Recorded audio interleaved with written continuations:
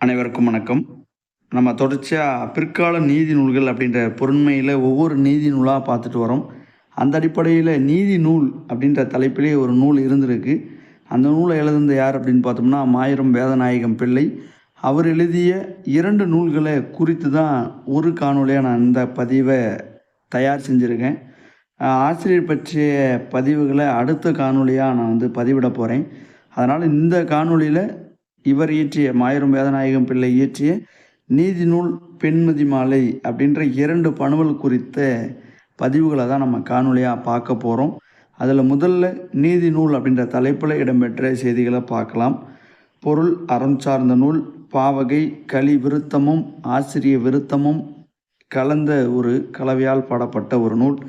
அதிகாரங்கள் 45, பாடல்கள் 524, காலம் கிபி 19ஆம் நூற்றாண்டு.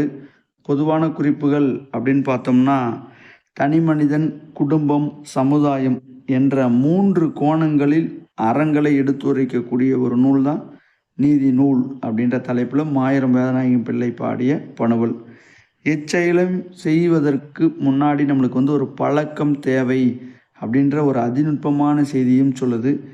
அது மட்டும் இல்லாமல் கைக்கூலி அப்படின்னு சொல்லக்கூடிய லஞ்சம் வாங்குவது பாவம் அப்படின்ற அறக்கருத்தையும் சொல்லுது. இன்றைக்கெல்லாம் ரொம்ப முக்கியமான செய்தி அதுதான். அவையடக்கம் பற்றிய செய்திகளும் இடம்பெற்றிருக்கு. கணவன் மனைவியருடைய இயல்பு பற்றி 48 பாடல்களில் ஆசிரியர் பாடியிருக்காரு.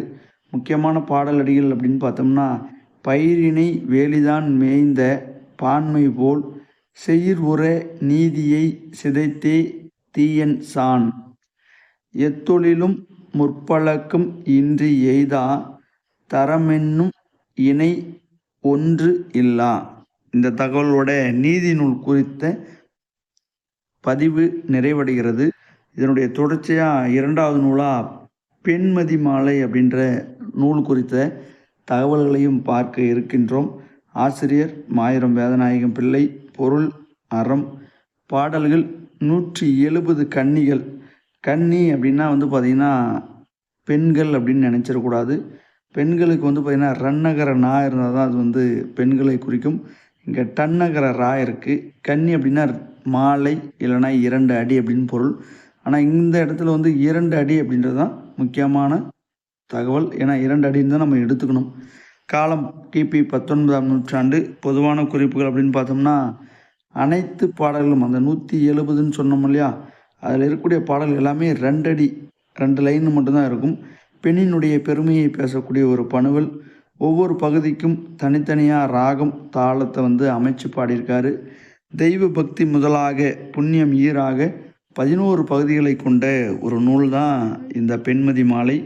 முதல் பகுதி தெய்வ பக்தி, 2வது குரு வணக்கம், 3வது மாதா பிதா வணக்கம், 4வது புத்தி, 5வது புருஷ பக்தி, 6வது பாலரை வளர்த்தல், 7வது பரோபகாரம், 8 ஞானம், 9 பாவம், 10 புண்ணியம், 11 கற்பு.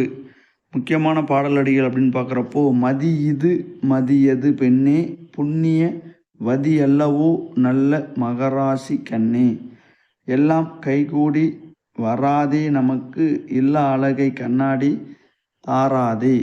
இந்த தகவலோட இந்த காணொளி நிறைவடைகிறது. இதில் 2 பணுவல் பற்றி பார்த்தோம். ஒன்று நீதி நூல், இன்னொன்று பெண்மதி மாலை. ஆசிரியருடைய குறிப்பை அடுத்த காணொளியில் நான் பதிவாக உங்களுக்கு பதிவிட போகிறேன். நன்றி.